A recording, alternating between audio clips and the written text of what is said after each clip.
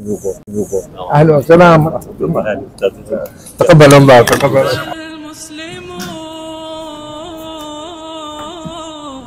بسم الله الرحمن الرحيم.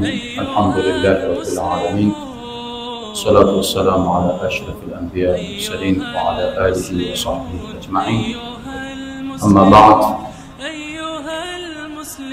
katika kitabu chetu tunachokisoma, kitabu cha Al-Adab Al-Mufrad, kitabu cha hadithi kilichoandikwa na Al-Imam Al-Bukhari rahmatullahi alayhi. Leo tuko katika mlango wa 16. Mlango huu Al-Imam Al-Bukhari ameuita babu bukaul walidain, mlango wa kilio cha wazazi wawili. Babu bukail walidain, mlango wa kilio cha wazazi wawili. Kilio hiki kwa kuwa ni mzazi, bila shaka kuna sababu iliyomliza, na sababu iliyokusudiwa hapa katika mlango huu ni kwamba atakaye kuwa amemliza mzazi ni mtoto, na hukumu ya kumliza mzazi huwa kuna hukumu mbili. Kwanza ni uquq, pili ni kabair. Kwanza ni kwamba wateta na mzazi.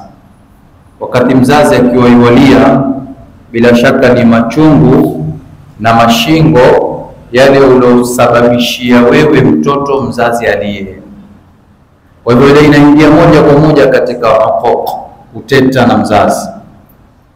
Na mzazi anapolia kwa kuwa ni uchungu na mashingo yalotokamana na sababu ya wewe mtoto, basi ni katika kabair, ni katika madhambi makubwa ulioyakosa kumkosea Mwenyezi Mungu kutomtendea wema mzazi wako.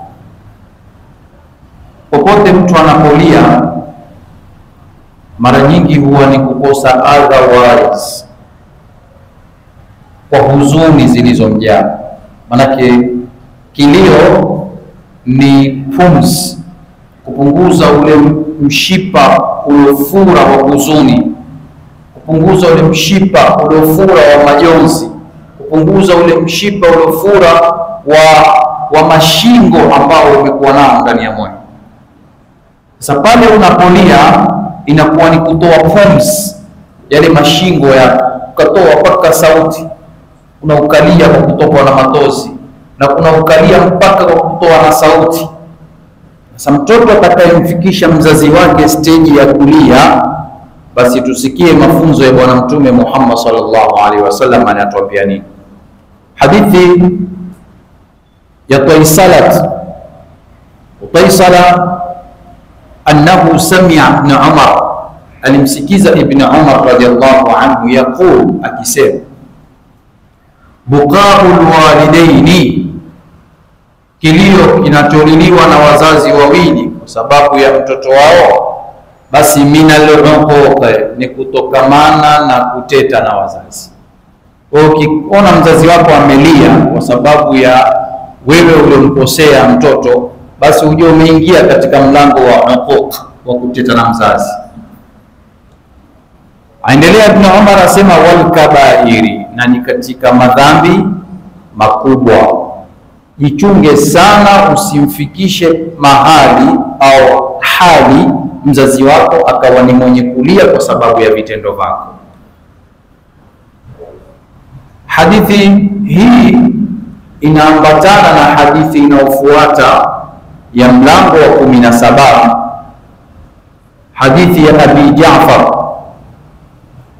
annahu sami'a Aba Huraira. Hadithi ya Abi Ja'far kwamba Abi Ja'far amemsikiliza Abi Huraira akisema maneno haya, qala an-nabi sallallahu alayhi wasallam, amesema Mtume sallallahu alayhi wasallam, thalathu da'awatin mustajabatun, dua za watu watatu ni mustajabatun, ni zenye kujibiwa. Mustajabatun lahunna la shakka fihinna, Mtume sallallahu alaihi wasallam asema ni wenye kujibiwa za dua za hao watu watatu. Kisha Mtume akasema la shakka fihinna, hakuna shaka. Haya ni maneno ya Bwana Mtume Muhammad sallallahu alaihi wasallam. Dua za hao zajibiwa, tena hakuna shaka. Ya kwanza Bwana Mtume akaieleza ni da'watul madhlumi, dua ya mtu aliyodhulumiwa. Ikiwa umemdhulumu mwenzako dhulma ambao ikamkera, akamuelekea Mwenyezi Mungu, akainua mikono akakuelekeza kwa Mwenyezi Mungu, basi ushakwisha wewe, ushamalizika shekhi. Akikuapiza apizo lile litakufikia, kisha uende kutafuta mashekhe, nifanyeni kisomo, mimi siku hizi mambo yangu yameharibika. Wenda kutafuta namna, mimi ni mgonjwa, hospitali zote hazikutibu shekhi. Sababu ni nini? Ulimi wa uliomdhulumu alikuapiza kwa Mwenyezi Mungu Subhanahu wa Ta'ala. Utamaliza visomo vyote, wewe una dhulma ulioikalia, una dhulma ulioendelea nao, mpaka ile dhulma uiregeshe kwa yule ulimdhulumu, ndio utapata salama yako. Ndio ile dua yako kumwomba Mwenyezi Mungu nisamehe itakubaliwa. Matatizo tulionao watu wingi sana ni sababu ya dhulma. Watu foja wakazifoja, kanyaga wakizikanyaga, hawatambui wala hawajali wala hatingisiki. Sasa wakati dua zile zimemrugelea, ndipo pale hatambui yeye kwamba kuna dua za waliodhulumu mimi zimenifikia. Kwa da'watul madhlum, dua ya aliyodhulumiwa, wa da'watul musafiri, na dua ya msafiri. Mtu ukiwa kwenye safari, basi ipe ilham sana kumuomba Mwenyezi Mungu Subhanahu wa Ta'ala, kwa sababu mtu akiwa ni msafiri dua yake inakuwa ni mustajabu.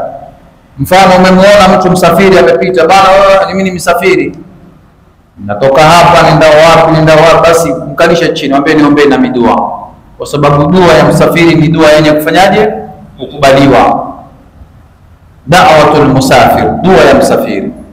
Dua ya tatu ambao ni dua mustajabatun lahunna la shakka fihinna, Bwana Mtume Muhammad sallallahu alaihi wasallam anatuambia ni da'watul walidaini ala waladihima, dua ya wazazi wawili. Dua ya wazazi wawili kumwombea nani? Mtoto wao. Sasa jitahidi wewe unaomba dua nzuri kwa mzazi, ile dua itakufikia. Kila siku mkaririe mzazi wako, niombee Mwenyezi Mungu anifungulie, niombee Mwenyezi Mungu anawirishie, baba mama. Chukulia kama ada yako kila siku kumkariria mamako na babako niombee, ambao culture hii ama maumbile haya ama miondoko hii ni watoto wachache sana wanaokumpigia magoti mama, kumpigia magoti baba, niombee Mwenyezi Mungu Subhanahu wa Ta'ala nifungulie, dua yako kwangu ni kabuli. Ni wachache sana wanaowakabili wazazi wao wakiwaambia maneno kama haya. Sasa na mzazi anapokuwa na hasira akawa amelia kwa kilio alichokerwa na mwanawe, atakiwa jikontroli sana wakati kama ule wa dhiki, wakati kama ule wa mashingo, wakati kama ule wa huzuni, wakati kama ule wa masikitiko yanao ndani ya moyo wako, kutoa neno la kumwapiza mwanawe. Afadhali atoe neno dua ya kufanyaje?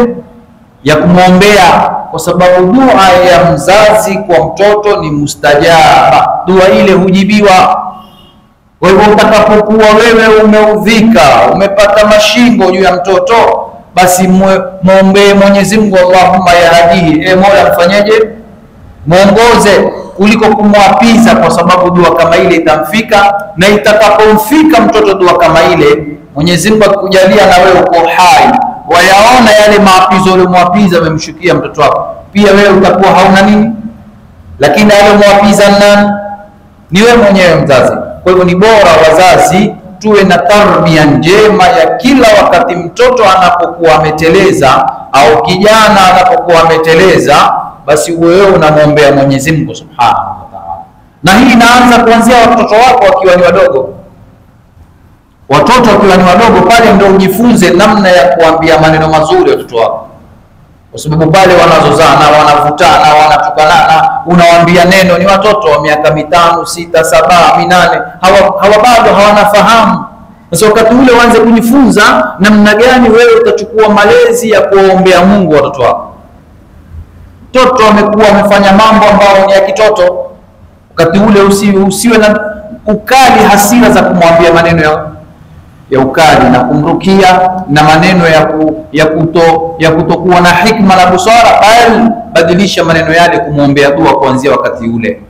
Sasa wakati mtoto amekuwa mpaka amekuwa ni mtu mzima na yeye ana watoto, bado yule kwa mama kwa baba hajakuwa ni mtu, anakuwa bado nani? Ni mtoto. Sasa ikiwa huku nyuma hukujifunza kuwa na ulimi wa kuombea dua watoto wako, basi wakati ule pia utakuwa wewe ni mwenye kuendelea na kuwaapiza, pamoja na kwamba yeye ni mtu mzima. Akifanya kosa itakuwa wewe wamwapiza, na hii sio sawa kwa wazazi. Tujifunze namna ya kuzungumza na watoto wetu vizuri. Almuhimu ni kwamba hadithi hizi mbili zinatufunza kubadilishana ihtiram na kuchunga heshima zilizoelezwa na Bwana Mtume Muhammad sallallahu alaihi wasallam. Mtoto usimlize mzazi, usimuudhi mzazi, usitete na mzazi, na mzazi na yeye ajifunze kutomwapiza na kutomlaani na kusema maneno ambao yatakwenda kumfikia mtoto kama ule, kwa sababu dua ya mzazi ni mustajabu. Na kuna kiswa kirefu hapa kinachofuatia, lakini kiswa kama hiki kulingana na wakati tutakuja kukieleza, kinachoambatana na kwamba na dua ya mzazi ni mustajabun. Dua ya mzazi inajibiwa na Mwenyezi Mungu Subhanahu wa Ta'ala. Inshallah Ta'ala tukutane Alhamisi itakayokuja. Najua Sheikh Ghazali wataka sana tuendelee, lakini tuchunge pia, kuna wenzetu wengine pia wanataka kwenda kupata lunch alafu warudi maofisini. Pia wako watu wa aina hiyo hapa, na wao hubaki katika hili darasa. Kwa hivyo tukirefusha leo, kesho atasema mimi nikikaa pale uchelewa, atatoka mapema, na mimi sitaki lipatikana hili. Bila shaka kuna wengine wako maofisini hapa na wanataka wapate time, wapate lunch, na baada ya lunch waweze kuingia wapi? Ofisini. Na ieleweke inshallah, ili darasa letu ni dakika 20, likienda sana dakika 20 na 25 inshallah. Inshallah. Barakallahu ala hirsik. Mwenyezi Mungu akubarikie katika pupa yako na juhudi yako inshallah. Allahumma ja'alna min alladhina yastami'una alqawla fayattabi'una ahsana. Rabbana atina fid dunya hasana wa fil akhirati hasana wa qina adhaban nar birahmatika ya arhamar rahimin. Wa sallallahu ala nabiyyina Muhammadin wa ala alihi wa sahbihi wa sallam. Walhamdulillahi rabbil alamin.